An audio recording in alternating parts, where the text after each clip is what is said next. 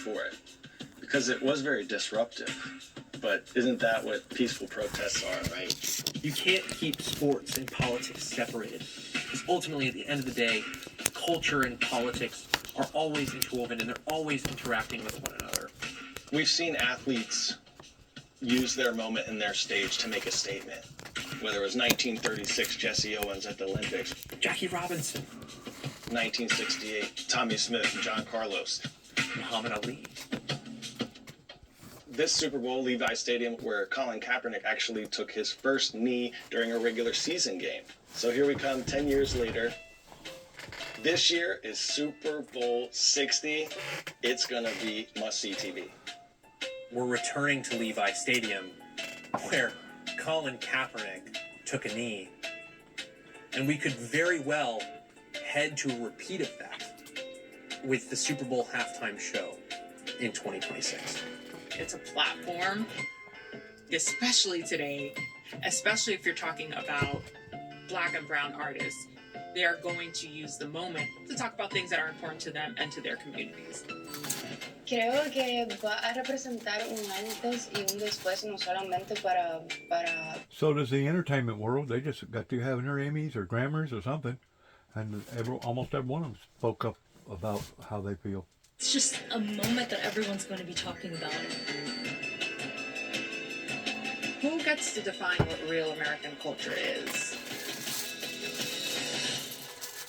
Who's to say that Bad Bunny's performance isn't that?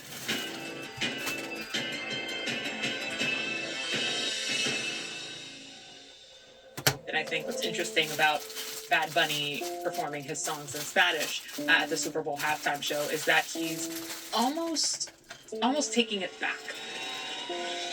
Like, my language will not be weaponized. And it doesn't make me less American. It's part of who we are. And it doesn't mean that we don't belong here. Just by standing there, his presence there. Bad Bunny is diversity. Bad Bunny is equity. Bad Bunny is inclusion. Everything that the U.S. government under this administration is trying to prohibit is represented in one person.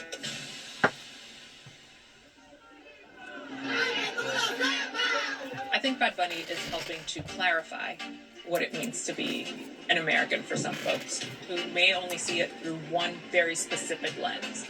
And there are so many different perspectives and different ways to be an American. Creo que va a ser un momento histórico muy lindo. Creo que su voz en ese momento va a hablar por muchas personas más de las que él piensa. We are on the world stage today. We are not a footnote. We are proud of who we are. We are Puerto Ricans, and we will continue to be Puerto Rican. When you know, As long as you're legal Puerto Rican, no one can make you feel less. When you know what you stand for, no one can confuse you. When you know we know what you stand love for. about being who you are, no one can twist that around.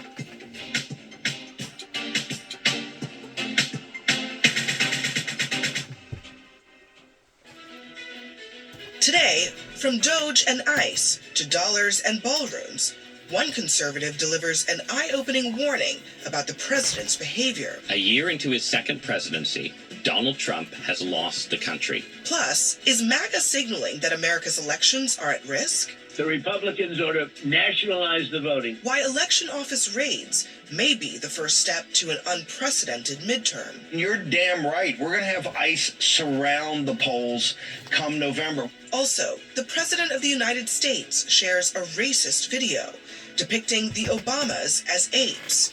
Which Republicans will defend him? Oh, and man, that's political way protest poised to grab the spotlight on the world's biggest stage tomorrow. Here in studio, Joe Borelli, Ashley Allison, Charlie Dent, and Ested Herndon. It's the weekend. Join the conversation at a table for 5.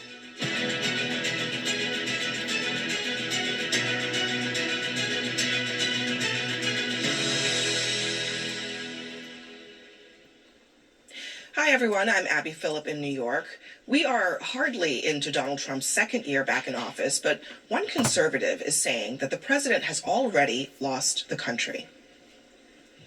I want to tell you a secret, one that most conservatives on the internet don't want you to know. A year into his second presidency, Donald Trump has lost the country. All of this was predictable. From the first days of Doge through the debacle in Minneapolis, the Trump administration has consistently governed as if swing voters aren't part of its coalition.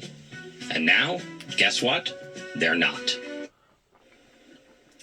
And there are polls that back him up, including a poll this week showing that Trump's lowest numbers on the economy are right now since his first term. But if you ask the president, he is the GOAT. I've done a great job as president. They say I've had the best first year of any president in history, and I think I have. And with that attitude, he's busy sticking his name on a bunch of buildings. Joe, is Ross Douthat correct, or do you have a counter argument? Well, I mean, Ross Douthat, I remember I think it was October of 2024, his headline in the New York Times that week was, how Kamala's going to win the election. So this is someone who's been pretty wrong on his hot takes on how the conservative movement views different things.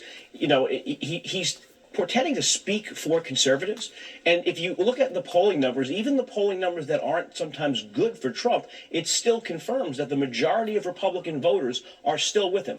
The poll numbers weren't all that bad. There was a Harvard-Harris poll out this week that sort of, despite some of the polling numbers about ICE, right, that's not going well right now in terms of polling. But he's actually doing well on some issues. 15 out of 22 issues they polled, Trump was above water and doing well. So I have to say, the Harvard-Harris poll, CNN has different standards for polling. That's usually not one that we cite. But I did look at that poll. That poll also found that most Americans say that they are worse off now than they were under Joe Biden. In that very same poll, there are a lot of numbers you can look at, and I don't even think numbers are really the issue here. The issue, I think, is what I think Ross is talking about there. Go back to Doge and the politics of cruelty and whether or not that has been working for the Trump administration. I think that you can only conclude after a year of it that it has not. They've taken their best issue, immigration, and they have made it a liability. Well, not only immigration, but the economy. That's been their liability. And what Ross Douthat was talking about was not just about the president's numbers, but the fact that he has lost swing voters. And as a guy who came from the swingiest district in the swingiest state, I can tell you he's absolutely right on that point, that it's just speaking to your base is a surefire way to lose an election. Yeah, it really feels to me that the kind of original failure of the second Trump administration is tariffs, the biggest one. I think that that's where we see the numbers shift to last summer, and that's in clouded voter perceptions. As we talk to people consistently, they're filtering their view of everything that happens next through the idea that Donald Trump did not focus on the thing that they sent him there to do. So I think that's actually at the core of this. But I think you're absolutely right that the politics of cruelty has multiplied the kind of downward spiral for Trump, whether it's the scenes that we saw in Minneapolis, Chicago before that, LA before that. There is a, I think, correct understanding that this is a president who's not governing with swing voters in mind. Yeah. He is really legislating for the base. He's not thinking about the midterms, in my opinion, or even its potential impact on the party. He is governed in a kind of Stephen Miller-esque, Project 2025-esque way, and I don't think that's what most people sit there to do. I mean, it's literally Stephen Miller in Project 2025. So I'm saying, I mean, it is actually those people running the government. It is, and I think that is, in some ways I can see how people are saying, how can folks not see this coming? Because they clearly advertised that on the campaign trail. Stephen Miller's been with them since day one. But folks' vote for Donald Trump was about a diagnosis of legitimate problems and a distaste with Democrats. Right. They were never signing up for the solutions he was proposing. We are now seeing that. So let me, before you jump in, Ashley, because you just made a point that Rahm Emanuel was talking about, which is what do Democrats do in this moment? How do they reflect on what voters are doing a U-turn on? He says, to cement the support of these unaffiliated voters, Democrats will have to avoid the mistake we so often make of telling people we were right all along. Smug superiority is the electoral kryptonite that gets us every time. I'm reminded of when Kamala Harris made one of her first public appearances after the election, and the line was, I told you so, essentially. I mean, is Rahm Emanuel right that Democrats need to forget even about that phrase, I told you so, and go a different direction?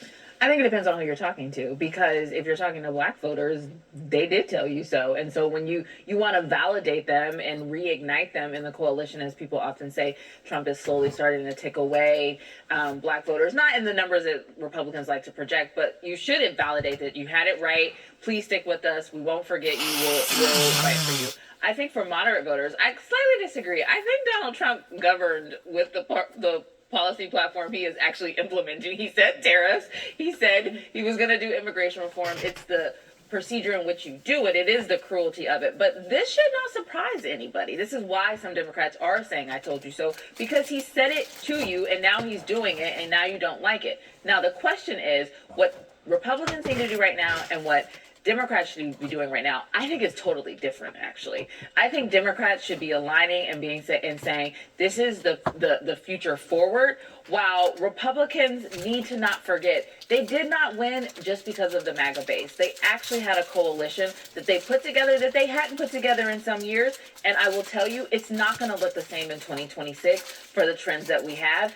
Democrats, though, should be looking at it and saying, we know we're in bad shape. We know that, meaning the country. This is our path forward. We don't want to look back. We want to look forward. We understand if you got it wrong the first time, there's still a place for you in our party in the future. Joe, what's the turnaround plan? I was going to say, I don't think she's entirely wrong. Politics simply aren't working in this ICE enforcement. So I think Republicans have to recalibrate, make this about sanctuary cities and sanctuary states who are still trying to withhold ICE detainers and withhold people who have been arrested, withhold people who have been convicted from being deported. That's the winning side of the immigration issue. And I think if Republicans got back to that, they'd start picking up those swing voters again. Same thing on the economy, not letting the Democrats sort of take the message away. Let me just play a little bit more of what Ross said in his column about Trump's legacy.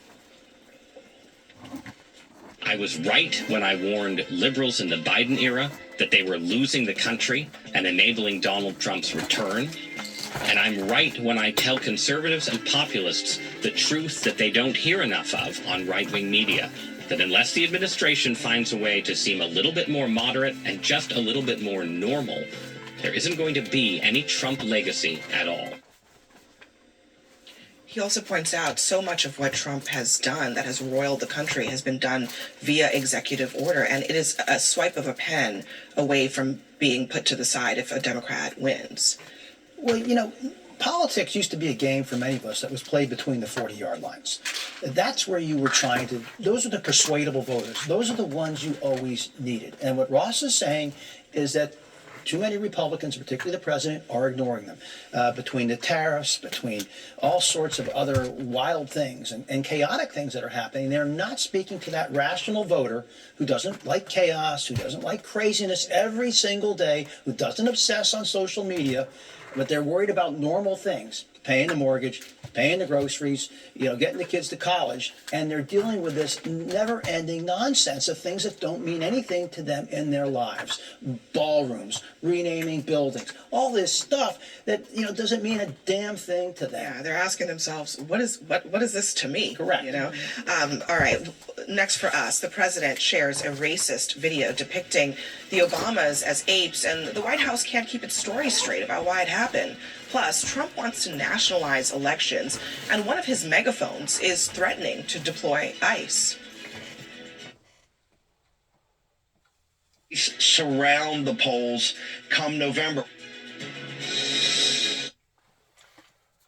I'm going to weigh in on a little bit of this, what they're talking about here. They're talking about Donald Trump, and I just picked up on this late this afternoon about him saying something to Obama and the First Lady about them being apes.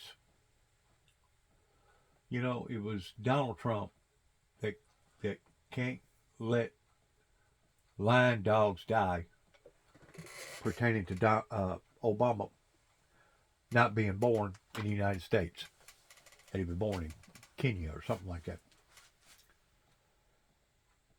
Whenever you're the leader of one of the greatest nations in the world, you have to be extremely careful in filtering everything that you're going to say and how that you say it, because it can be so offensive to so many people Just like whenever Hillary Clinton said what she said, and next thing you know, that goofy guy come out there and wanted to kill a bunch of people. I think shot up some people or something like that. The power of media goes beyond any other known power to mankind. The power of media.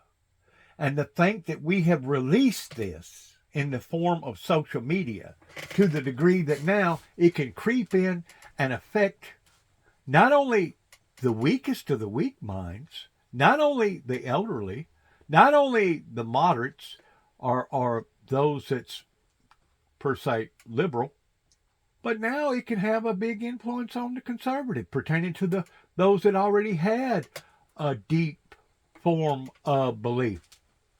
Yeah.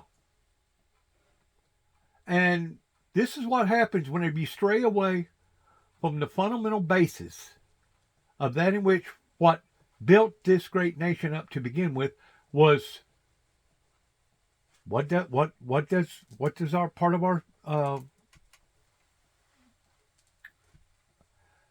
deal say pertaining to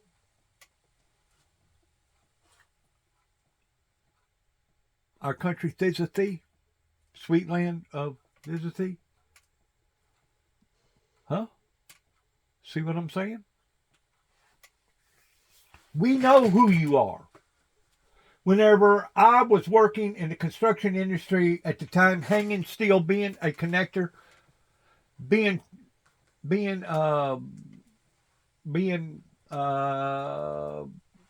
ushered down to Tampa, Florida at the age of 19 years old, the company that I was living with found the cheapest place that they could find to put us all in, which was a nudist colony. And to see the malicious behavior that was going on. And this was in the 70s. This was in 79. Every afternoon when we would get off work, all we would see is some of the most outlandish sexual open expression behavior that you'd ever thought. On picnic tables, they had a little pond down, I called it a pond, they called it a lake. They had this little like love boat thing, like a barge. And every afternoon we'd come out there and they'd all be partying, they'd all be high or drinking, and they'd all be all naked because it was a nudist colony.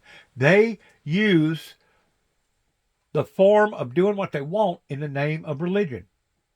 And the reason why I know this is because one afternoon we got rained out and I walked down there and they had one of the most funkiest smells down there that I've ever smelt in my entire life. But, you know, probably 97, 98% of the people was all gone. And I kind of moseyed down there just a little bit because, you know, it wasn't no big crowd down there. Because usually in the afternoon, when we get off work, there'd be anywhere from 150 to sometimes 500 or 600 people down there doing the same thing, doing the exact same thing. And I asked this guy, I said, what's the deal, man? He goes, what are you talking about? I go, well, how come you do what you do? And he brought up the Bible. He goes, well, doesn't the Bible say to multiply? I go, yeah. I go, but do you really think that God intended to multiply this way? And I go, how about stripping off all your clothes? He goes, well, doesn't the Bible say that God is a light, and the more of God you get, the better blessed that you are, pertaining to stripping off your clothes and being a sun worshiper? Whenever I heard those remarks, I just turned around and walked back because I realized, my God, these people really are deranged. Let's get back to some more of this. It's very interesting what she's saying right now about Donald Trump. And yet they were all dismissed or ignored by those same people. And it's done nothing to change the level of support instead that he receives from these very Republicans. Tim Scott said, this is the most racist post I've ever seen come out of this administration. And as someone pointed out on social media, What was the second most racist thing that you'd ever seen come out of this administration? Since when is that the bar? Yeah. I mean, when I saw this today, like, it's the dual feelings that you identify, both shocked and not shocked at all, because this is someone who, this is not only a racist post, but a president who is engaged in racist policies, who has encouraged racist rhetoric from his supporters, who came to office on behind a racist conspiracy about Barack Obama. So this is all within his kind of political history. I guess I would also say that when you think about the Tim Scotts or some of the black conservatives, I know Byron Donalds was on the phone with the White House today. I have it feels to me as if I've never seen someone sign up or give up some of their values for Donald Trump and they don't get embarrassed in the end, And so I think it's inevitable when you kind of cede some of yourself and your values to him. He ensures embarrassment. And that's actually part of the political strategy. And I think that how much folks will take is a question he will always get to. And where's the staffer, by the way, who did this? Has this person been frog marched out of the White House yet? Or did a staffer actually do this? I mean, these are the kinds, there used to be accountability. Dare I say, Charlie, no one believes that a staffer I know. Okay? It's 10, 11 p.m. at night. The president is in the residence and he is on social media. Let's not, I think it is so silly that we have to give credence to these very obvious lies that come out of the White House sometimes on this stuff. I agree. I agree. I mean, if it were really a staffer, they would have been fired, and we would know who they are. We would know. Would they? I mean, like, it's in like a functional environment, any other in a place functional America, environment, but we're not here there. We're not there. I think a couple of things. One, I saw it. I expected it. I'm not surprised. But I have the ability to do two things at once, and that is acknowledge how unacceptable it is, but also ask the question of what else happened that you were trying to cover up by doing this. So you arrest Don Lemon and then you go to Fulton County and try and raid the voter rolls in a county that you are concerned. You release the Epstein files and you go to Fulton County. There is a distraction tactic that this administration does, and we cannot be distracted by this. We also should not be surprised by it, but we also shouldn't be silenced by it, because there are many times I come on these shows and I say, when there's a group chat and they're saying racist things like the N-word, and JD Vance doesn't stop it at the gate and says, make some excuse. I'm being too sensitive. When it's the eating the cats and dogs, it's just too much. It's just too much. Those are warning signs of people who have behavior like this. And then when it comes out, it is like defend, then delete, pretend like it didn't have it, and make a pivot. We can't be surprised. We can't be silenced, but we can't also be distracted. Can I play this? This is a C-SPAN caller who is a 3-time Trump voter and called in to say this about how he feels about the president right now. Voted for the president, supported him, but I really want to apologize.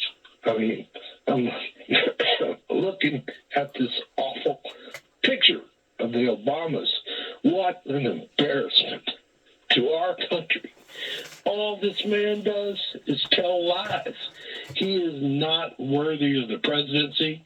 He takes bribes blatantly, and now he's being a racist blatantly. He's pathetic as a president, and I just want to apologize to everybody in the country for supporting this rotten man.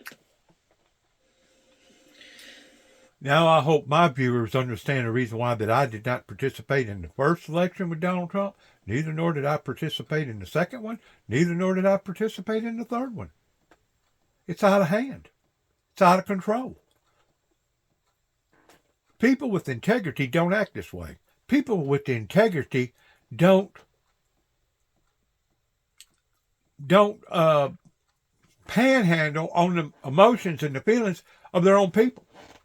I don't think. And to think that he can throw the race card out there to create more of a diversion, wow. Just exactly what type of rebel riser do we really have, folks?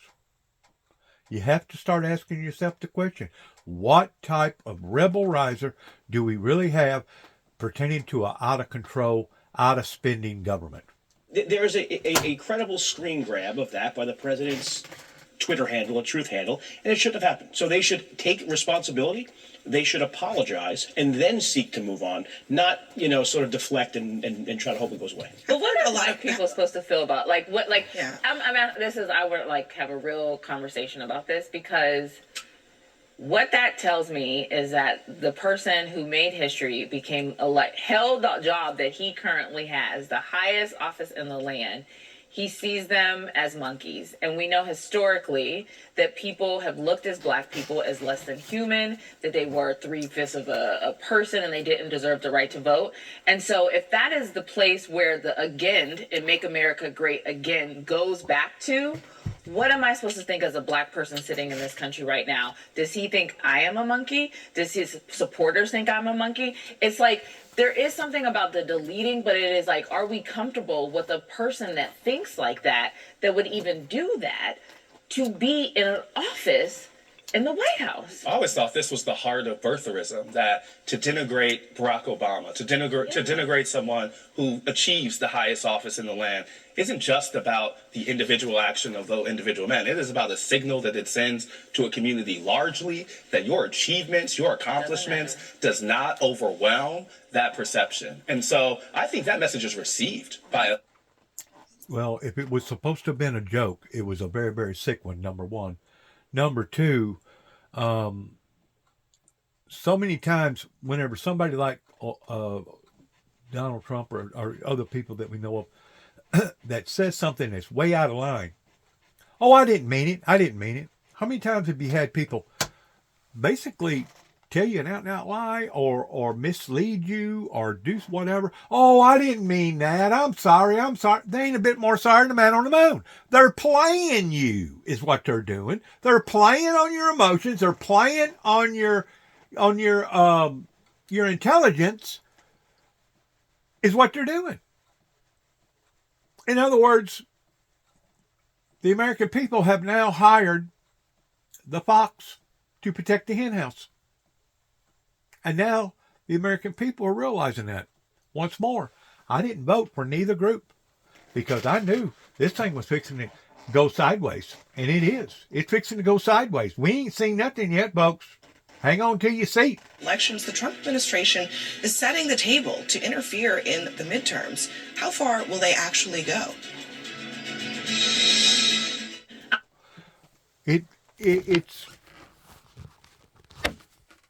It's more than just a distraction. It's almost like certain people have deliberately done this in putting the circus and the clown in the circus. That way we'll be memorized, kind of like the way somebody would be memorized by looking at a tornado coming directly at them, to the degree that they basically go into shock. You become memorized. Well, in the meantime, while you're sitting there with your mouth open, guess what? That tornado is still coming at you with 200-mile-an-hour winds. It's still eating up everything in its path, including you, if you just stand there and let it. Just because you're memorized by the thing don't mean that it's going to be offensive and go to some other area. It's already done set a path, kind of like Donald Trump whenever he talked about the snake joke. Remember the snake? And you took me in. Remember that? You took me in. And you know what? He's correct. The American people did. But I want to make a point in what I'm saying here.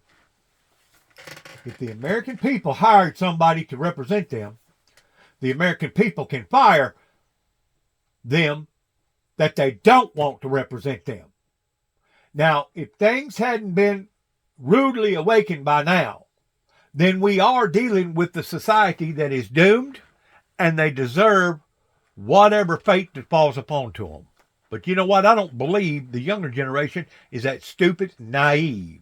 I think the younger generation knows that the older generation has messed up big time.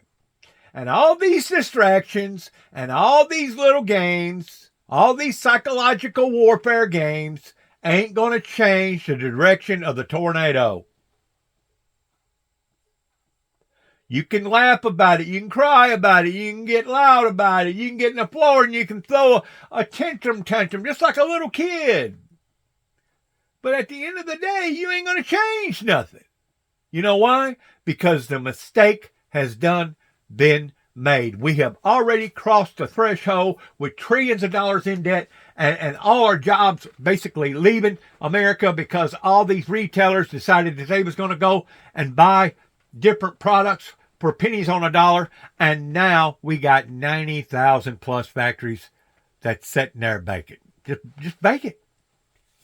Like Donald Trump said, if you fly over with a little private airplane and go from town to town, and you look at this building, you look at that building, used to have 400 or 500 people. Here was a building over here that used to have 2 ships. Here was a building over here used to have maybe 10,000 working in building Goodyear tires over here in Union City. If you drive around in an airplane, according to Donald Trump, and I don't doubt his image of this, it reminded him of tombstones.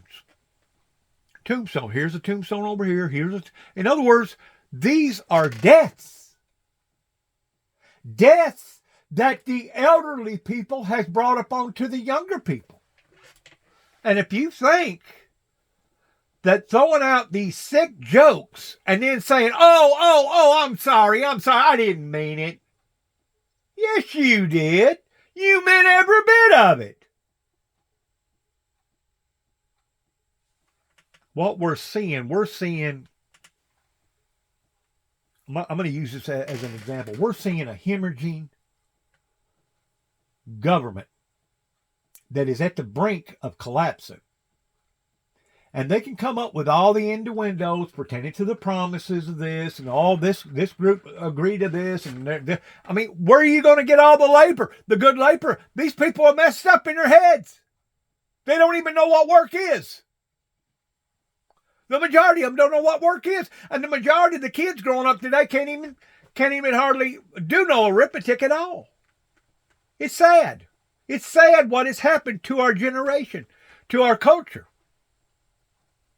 Chief to go to FBI raids on election offices in Georgia. He wants to ban mail-in voting around the country. He's still pushing disproven conspiracy theories, and yet he is still lying about losing the election.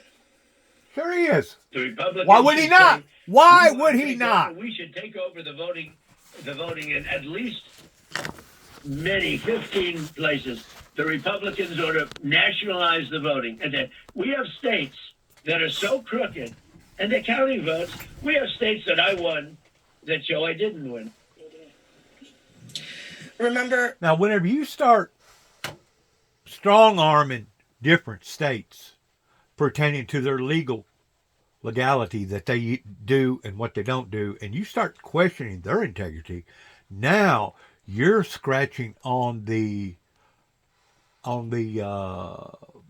portals of hell to the degree of possibly rallying the people up and getting a civil war started. Why? Because you got a rebel riser. You have a clown in the circus that keeps everybody entertained. Well, guess what? Real life isn't about entertainment. The Bible is not about entertainment. Learning about the 10 Commandments and who God is and what God expects out of us is not some sort of a joke. Right to manage their own elections. That's why top-down federal mandates usually do more harm than good. We've shown America what's possible when the federal government gets out of the way and allows states to lead. What happened to that? Well, I have a great question for this panel. I mean, everything those Republicans said in that montage was true, right? Democrats have pushed and they voted on, and every single Democrat except for one voted for the People Act, which takes all of the Democratic policies regarding elections from voter registration guidelines to ballot qualifications to mail-in voting rules, everything. and nationalized the elections. That's what the For the People Act would have done. Democrats touted it, they supported it, and every single one of them, save one, voted for it.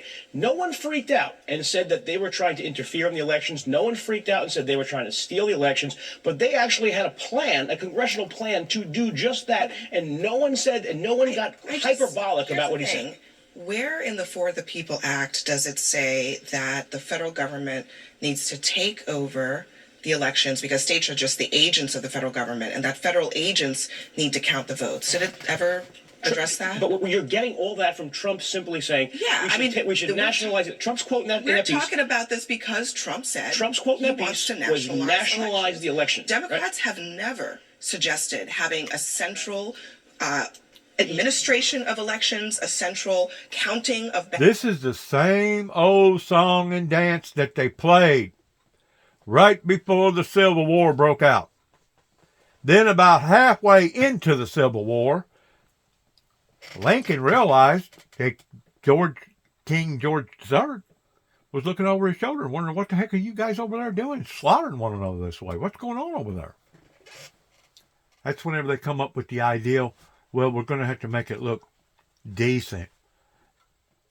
We're going to have to give a good excuse. And that's whenever it said, well, it's about freeing the slaves. Yeah. The Civil War did not start out regarding freeing the slaves. The Civil War broke out because of the federal government becoming too powerful and pushing people around. Now, on the same level, I realized that you got to have the big brother to help to govern and manage each state pertaining to what they're doing and why they're doing it, especially those that are doing it illegal.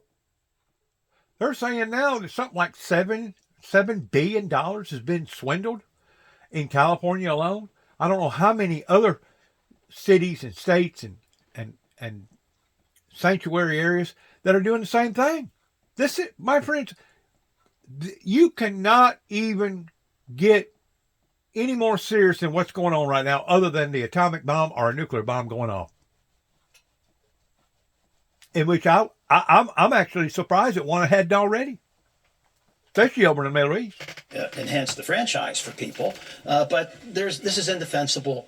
And by the way, you go to a Republican governor in any state, do you think they're going to want Washington to come in and run their elections? This has no this will never go anywhere in the Congress. I can't imagine Republicans voting for anything that resembles what we talked about. Well, I thought I was having a stroke for a second. I had to because you heard that comment and then you were like, he didn't say. Put the shoe on the other foot. Whenever Kirk got assassinated on TV, the White House immediately spoke up in retaliation to that being cruel and indifferent and wrong. Cruel and indifferent and wrong. Well, now, flip-flop it towards what has come out of his mouth. And if you don't, and as I was taught, a good person, no matter how good that they are, can make a mistake. But it takes a better one to admit it. And if you don't have the credibility and the character, after you have been had towards coming clean, you can have your own feelings about this thing if you want to, but as far as I'm concerned, neither party needs to be in power right now. They need to create a brand new party, and you need to go about doing this in a different format. With the federal government to make sure to get rid of people that I know Republicans love to purge so much because they may be deceased or they've moved and they're. That's a good reason to purge them. So right? yes, but the For the People Act. That's a good. Yes, but the For the People Act had that in there. The nationalizing of the election doesn't actually have it in there. Well, it doesn't exist. But right? because he wants it to exist. So you Googled what you thought nationalize means. You don't have a plan, and we're spending 10 minutes discussing a hypothetical plan based on something. You know what words mean when you use. I don't know. I also would like if there's a plan for the plan to be public. But I also think that Trump has also made it clear that if he had the opportunity back in 2020, when he lost that race, instead of conceding, he would have just gone down to Georgia and seized the voting machines. And now they've gone and raided the elections office there. They've gone to Puerto Rico looking for fraud, seizing voting machines. I don't know. I mean, I think sometimes with Trump it's hyperbole, but he also now has the power to do a lot of this stuff. I think that's the important part, is that it's not like these comments are just happening in isolation. Was mistakes made during the voting election? Sure they was. Sure they was. But it was so close of a margin that you should not even speak up about it. Now, could it be reformed?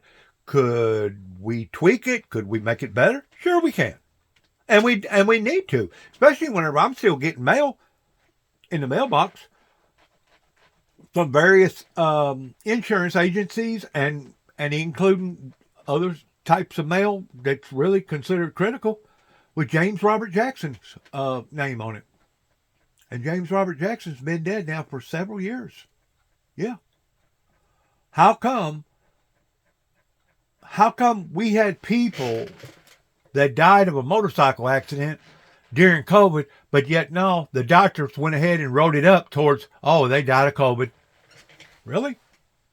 Why do you say they died of COVID? Well, I'm still wanting to get that $5,000 kickback on the government.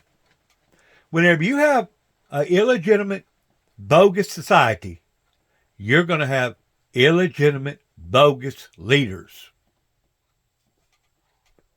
It starts with the heart. It starts with the soul. And if we can't get this right pertaining to a spiritual revival, my friends, we're done. We're done. It's over with. It's over with. And I know that sounds